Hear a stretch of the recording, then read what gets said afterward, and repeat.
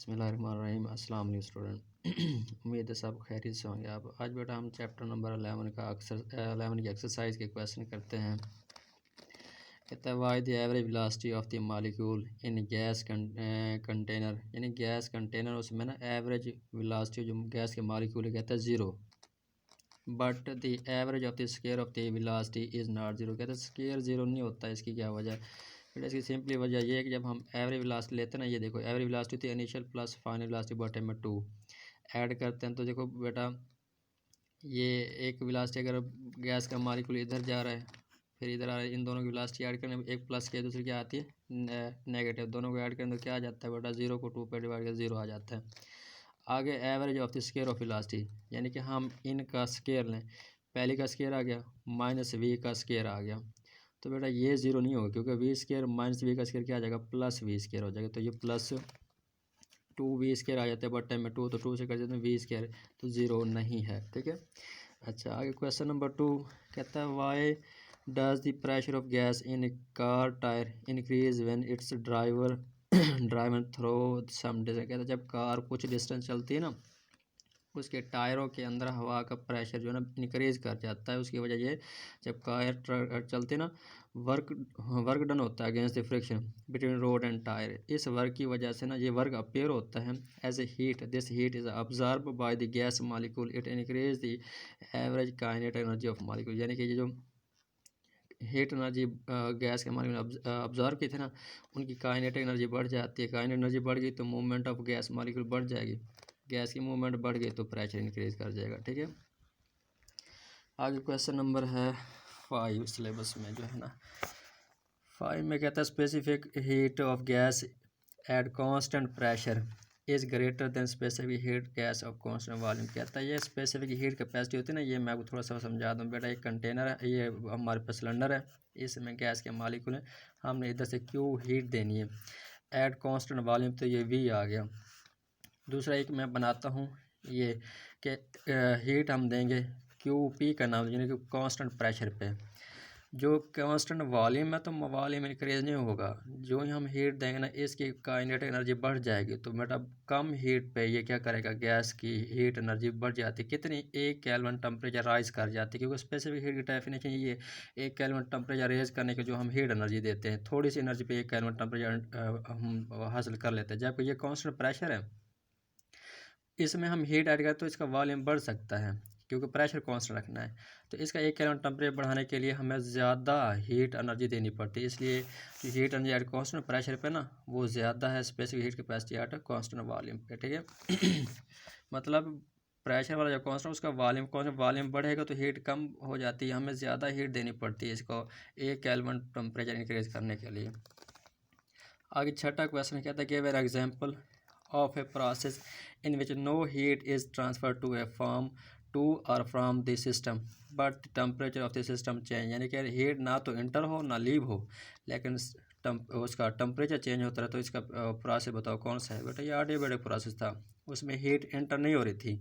हमने पढ़ा था ये चेंज इंटरनल वर्क होता था जब गैस एक्सपेंड होती थी तो इंटरनल एनर्जी कम होती थी, वर्क होता था। जब हम एडियाबैटिक कंप्रेस करते थे ना इंटरनल एनर्जी नेगेटिव वर्क होता था, क्योंकि जब कंप्रेस की जाती है गैस को तो वर्क डन ऊपर हम इसके सिस्टम पे, जब सिस्टम ऑन दी वर्क होता है वो क्या होता है नेगेटिव होता है। ठीक है। चेंज इंटरनल एनर्जी क्या होगा नेगेटिव आ जाएगा।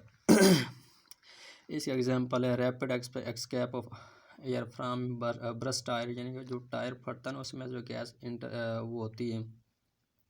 आगे rapid expansion and compression of air through which sound wave is pass, यानी कि कंप्रेशन रेयरफैक्शन जो पैदा है जिसमें साउंड पास हो रहा हो उसमें भी ये क्या होता है इंटरनल एनर्जी इंक्रीज कर जाती है, एडियाबैटिक प्रोसेस होता है।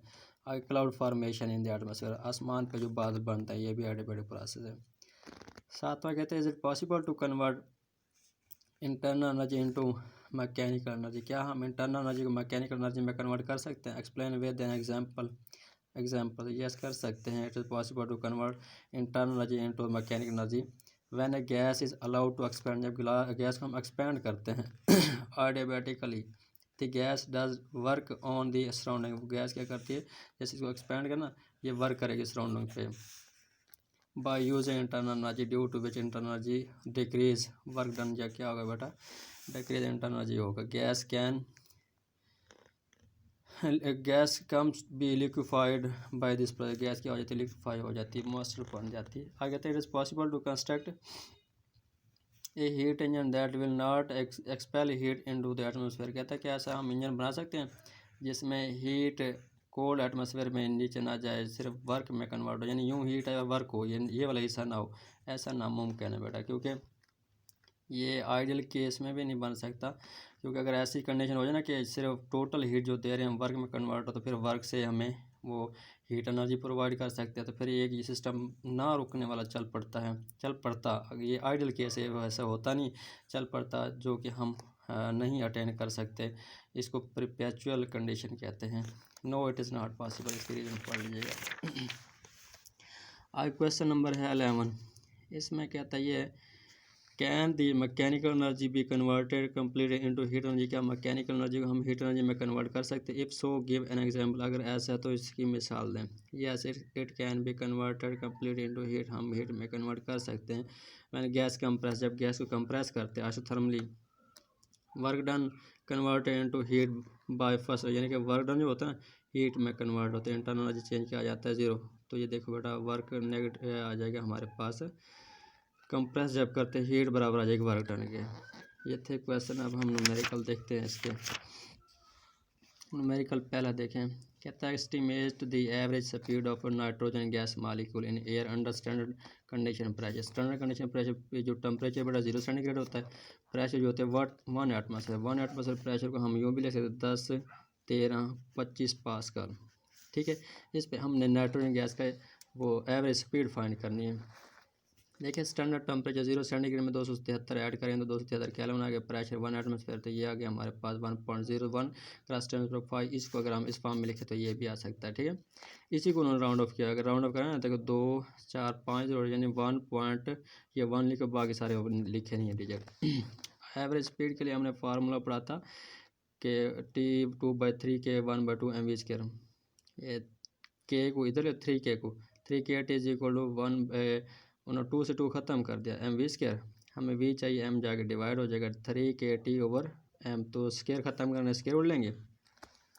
वो लेने से पहले हमारे पास ना m की वैल्यू नहीं है, k की तो वैल्यू है, बोल्ट्जमैन कांस्टेंट था, तो m की वैल्यू लेने के लिए मोलर मास ऑफ नाइट्रोजन और एवोगैड्रो नंबर लिखते हैं। मोलर मास 28 ग्राम होता है नाइट्रोजन का, N2 का, बट हम एवोगैड्रो नंबर 6.202 ज़रा 10⁻23 पे डिवाइड करें, हमारे पास 4.65 क्रॉस 10⁻26 किलोग्राम आ जाता है मास। ये हमने पुट किया, सिंप्लीफाई करते गए, हमारे पास ये स्पीड आ जाती 493 मीटर पर सेकेंड। ठीक है, ये एवरेज वेलोसिटी है नाइट्रोजन गैस मॉलिक्यूल की। आगे देखें दूसरा नंबर का, show that ratio of the root means square speed of molecule of 2 different gas at certain temperature is equal to the square root of the ratio of their mass. कहता है show करो ratio between root mean square speed of molecule of 2 different gases के ना speed के दरमियान हमने ratio find करनी है। देखो ये फर्स्ट RMS वैल्यू और दूसरी RMS वैल्यू, हम टेम्परेचर वाले इक्वेशन लेंगे 2/3 के इंटू 1/2 mv²। ये बेटा पहला आर्टिकल हमने किया था चैप्टर का प्रेशर ऑफ गैस, उसमें हमने ये इक्वेशन ड्रा की थी। हमारे पास ये आगे, इसको अगर हम गैस 1 के लिए तो m1v1 आ जाएगा, गैस 2 के लिए इधर m2v2 होगा। अब आप दोनों को डिवाइड कर दो, ये पहली इक्वेशन बटे में ये दूसरी आ जाएगी, t से t कट गया 1 आ गया, ये इससे कट गया 1/2 से कट गया, m1v1² m2v2², ये वाली इससे मल्टीप्लाई होगी। या आप यूँ करें m1 को इधर ले आओगे ना, 1 से मल्टीप्लाई m1 आ जाएगा, या हाँ ये m2 इधर मल्टीप्लाई हो जाएगा, m1 बटे में आ जाएगा। देखो m2/m1, तो ये इनका स्केयर ख़त्म करने के लिए हम स्केयर रूट लेते थे, RMS वैल्यू आ जाती है हमारे पास m2/m1 का स्केयर रूट। आगे न्यूमेरिकल नंबर 3 कहता है sample of gas is compressed to 1/2 of its initial volume at constant pressure. कहता है सैंपल है गैस का, हम उसको कंप्रेस करें 1/2, यानी पहला वॉल्यूम है V, तो उसका जो फाइनल वॉल्यूम 1/2 हो, यानी इस V का हाफ हो जाएगा, जबकि प्रेशर 1.25 क्रॉस 5 हम अप्लाई करते हैं। During the compression 100 joule of work is done on the system gas पे जो वर्क होता है -100 जॉल आ जाएगा। Determine the final volume of the gas, हमने फाइनल वॉल्यूम ये वाला मालूम करना है। तो देखिएगा वर्क आ गया हमारे पास प्रेशर और change in volume. Final volume minus initial, final volume था हाफ और इनिशियल था वॉल्यूम वी, तो हम इसका एलसीएम लेंगे 2v माइनस 2v आ गया, तो माइनस वी और 2 इधर वर्क था -100 तो ये कट जाएगा माइनस से माइनस, तो p इधर जाके डिवाइड हो जाएगा 100/p, v/2 है, 2 इधर जाके मल्टीप्लाई p की वैल्यू पुट की तो हमारे पास ये वैल्यू आ जाती है, या यूँ समझे v/2 जो है ना बेटा फाइनल वॉल्यूम है, इसको आप एज इट इसकी जगह फाइनल वॉल्यूम पुट कर दें, 100 प्रेशर था 1.25 क्रॉस -5, ये क्या है बेटा स्टैंडर्ड टेम्परेचर, उसने सॉरी दिया हुआ खुद, इसको डिवाइड करो तो आपके पास ये आ जाता है इसका फाइनल वॉल्यूम। आगे न्यूमेरिकल नंबर जो 4 है, कहता है thermodynamic system undergo a process in which it's internal energy decrease by 300 जॉल, इसकी इंटरनल एनर्जी डिक्रीज हो जाती है इफ़ एट सेम टाइम, इसी time 120 जॉल of work is done on the system, work होता है सिस्टम पे 120। अब देखो एनर्जी डिक्रीज और डिक्रीज के साथ माइनस आता है, वर्क ऑन द सिस्टम वो भी माइनस में आता है, find the heat bye lost, यानी जो हीट लॉस्ट होते है वो मालूम करनी, बड़ा इजी न्यूमेरिकल है, हमने फर्स्ट लॉ थर्मोडायनामिक्स में लगाना, क्यों मालूम करनी, इंटरनल एनर्जी नेगेटिव है, वर्क भी नेगेटिव, दोनों को ऐड किया तो -420 जॉल, कहता है negative sign show the last of heat, heat जो लास्ट और इसको शो कर रहे हैं। न्यूमेरिकल नंबर 5 देखें। एक Carnot engine utilise an ideal gas, एक कार्नेट इंजन है, हम उसमें ना आइडियल गैस इस्तेमाल कर रहे हैं, दी सोर्स टेम्परेचर जो है ना T1 227 सेंटीग्रेड है, कैल्विन में लाने के हम 270 ऐड करें 273 ऐड करें तो 500 कैल्विन आ जाता है, and the sink temperature, sink होता है बेटा कोल्ड रीजन का जो टेम्परेचर है वो है 127, इसको कैल्विन में लाने के लिए 273 ऐड किया तो ये 400 कैल्विन आ जाता है। Find the efficiency of the engine, हमने एफिशिएंसी फाइंड करनी है। Also find the heat input from the source and the rejected heat from the sink, हमने हीट जो है एफिशिएंसी फाइंड करनी है, हीट जो इनपुट है वो भी मालूम करनी है, हीट रिजेक्टेड वो भी मालूम करनी है, जबकि 10,000 जॉल वर्क इज़ डन, जो वर्क हो रहा है वो 10,000 हो रहा है। एफिशिएंसी थी बेटा 1 - T2/T1 मल्टीप्लाई 100, तो ये पुट गया हमारे पास एफिशिएंसी आ जाती है 20%।